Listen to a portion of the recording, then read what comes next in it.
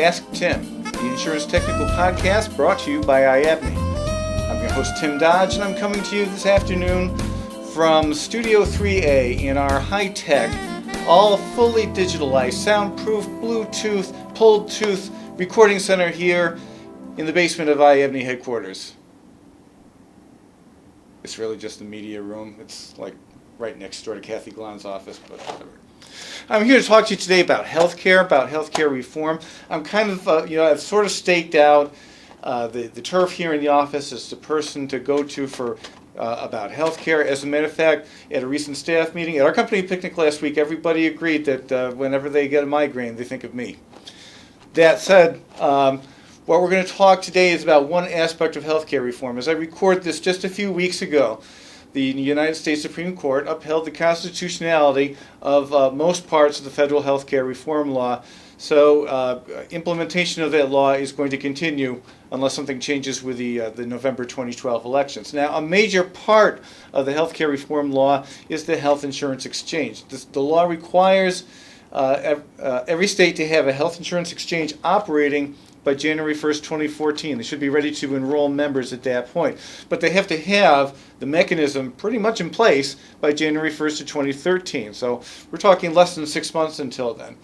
Now, Governor Andrew Cuomo here in New York, by executive order, created New York's health insurance exchange shortly after the budget passed at the end of March. And that process is in motion, and what we've got now is for the second episode in a row now, we have a special guest. This is continuing an unfortunate trend of me sharing the limelight. Our special guest is Michael Barrett from Barrett Associates in Albany, IIABNY's chief legislative representative, and he's going to tell us what's going on with the creation of New York's health insurance exchange. So here's my interview with Michael. Welcome back to Ask Tim, and we're joined this morning by our very special guest, Michael Barrett from the Albany office. Michael, welcome to Ask Tim. Thanks very much, Tim. Happy to be here and catch up on some important issues. Right. What we want to talk about this morning is the status of New York's forthcoming health insurance exchange. Now that the Supreme Court has upheld the constitutionality of the Affordable Care Act, it would appear that there's really, at this point, nothing stopping New York from going forward with this exchange. The first question I have is on the IT side. Obviously, the governor announced in April that he was going to go forward with the exchange, where you don't just snap your fingers and have a database and a website and all that sort of thing created automatically. Where does the state stand with that right now as we're recording this in mid-July? Well, it is important to remember that the administration has been working on the health insurance exchange for almost 2 years.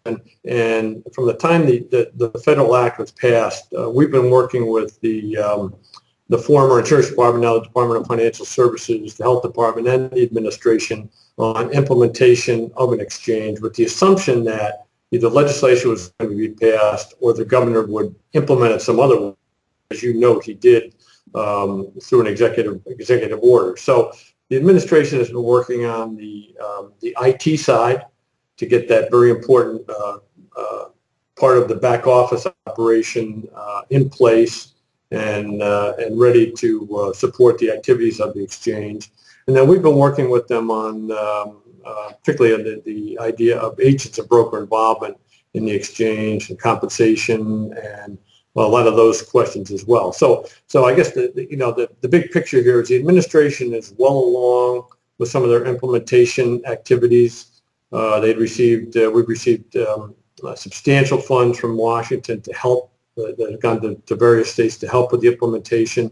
And the administration has really done a very good job of trying to get these pieces in place to have the exchange up and operating by the deadline. Now, the legislation that was part of the governor's budget, it was a separate bill in 2011, it was part of the governor's budget in 2012, did not make it into the final budget. That was the section that would have legislatively created the exchange. That included some provisions for governance of the exchange, I forget the exact term, but a board of directors of the exchange as well as advisory councils. And the legislation actually carved out roles for insurance industry personnel, including agents and brokers, in the governance of the exchange. Is the administration contemplating something similar for the exchange it's working on now, or is it doing something Well, Tim, completely different? I think it may be a little different, but I think the agreement that agents and brokers should have a major role in the exchange is still there. I mean, through our efforts with the administration that I just outlined, we also been talking to the legislature over the last couple of years, and we were very pleased with the bills that were agreed to between the Senate and Assembly and the governor, which, as you note, provided for a board of directors, if you will, of the exchange, and then sort of regionally developed advisory committees. I believe there were 6 in the legislation that was agreed to, and all of the structure for those, the board and for the advisory committees, talked about the involvement of agents and brokers, the procedures for agent and broker involvement.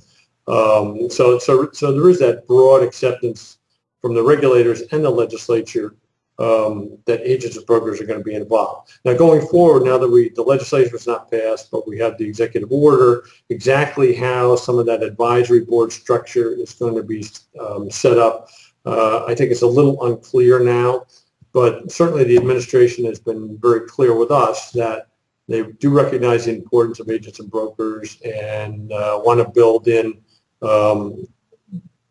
activity of agents and brokers as we go forward. It'll be not only directly with the exchange, but from an advisory capacity as well. And we've got a great relationship with the administration, so we've got those lines of communications open, so we can have a dialogue with them about agent and broker involvement. Okay, so what's next for the exchange? Happening over the duration of the summer and into the fall. What are you working with the administration specifically on now when it comes to the exchange? Well, it's really some of the details, some more of the nitty-gritty details of exchange involvement. The administration retained a couple of consultants to help them on some of the operational aspects of the exchange. One of the consultant groups is called Wakely Consulting. They've done work in various states around the country on insurance exchanges.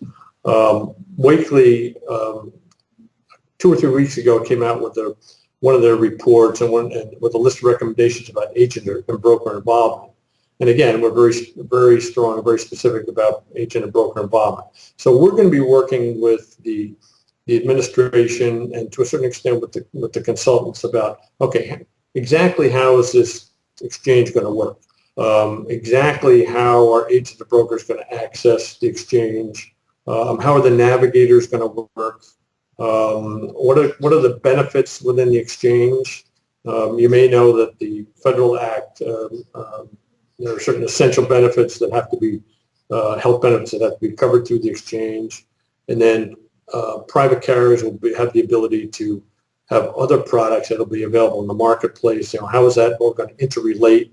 How's it going to interrelate with consumers and businesses as well? So it's really in essence, it's the details of running a type of insurance company, and with that interaction between consumers, agents, brokers, companies, coverages, etc. So those are really the issues we're going to be working on going forward.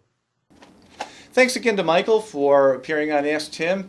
There's a lot going on in Albany these days with the Health Insurance Exchange, and I know that Michael and Jill and Peter in his office are going to be very actively involved in shaping that exchange, and so we look forward to hearing more from them over the next several months as we get closer to the end of 2012 and get closer to the implementation of the exchange in 2014. A couple of things I want to point out about the healthcare reform law real quick that you may or may not be aware of. The Health Insurance Exchange is going to be a place where you can obtain coverage for individual clients, people who don't get insurance through work. It is also going to be a place where you can get coverage for small groups of employees under 50. So not only can you obtain coverage for your clients who meet that definition, but if you are a small business yourself, and a lot of IIABNY members are, I think the vast majority are, if you have fewer than 51 employees, then you could obtain coverage for your own business through the exchange. So that's something that might be advantageous to some of you, something you might want to look into once the exchange comes online in 2014. The other thing I want to point out is that the law does include some premium tax credits for small employers to help pay for the cost of health insurance. I believe the cutoff for the tax credits is 25 employees or fewer. If you fit that definition, and again, an awful lot of IABNY members do have fewer than 25 employees, you may be eligible for those tax credits, and those are available now. That's not something that kicks in 2014 like the exchange. It's something that's available now. So if you're not already aware of those tax credits, you may want to speak with your accountants or contact the IRS for more information.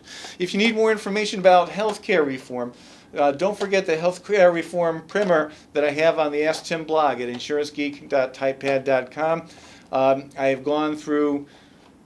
My original goal was to go through the entire Affordable Care Act section by section and explain it. I really got through the major insurance parts, and I'm tackling some of the other non-insurance parts when time allows. But I do have a lot of information there about the law. I tried to explain it in as clear English as I could, so you may want to check that out and get some of your questions answered there. One last thing I want to mention.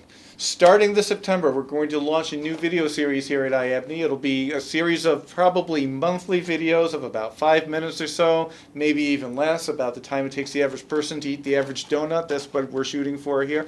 And we're going to cover little nuggets of information about the federal healthcare reform law, one episode at a time. So we'll do 3 minutes in September on maybe the essential health benefits, and maybe 3 minutes in October on what a navigator is, and maybe 3 minutes in November on what patients' rights are going to be, what the pre-existing condition provisions are, that sort of thing. So look for that. We'll probably be recording the first episode sometime in August, with an eye toward getting that first episode out sometime right after Labor Day. So be watching for announcements about that.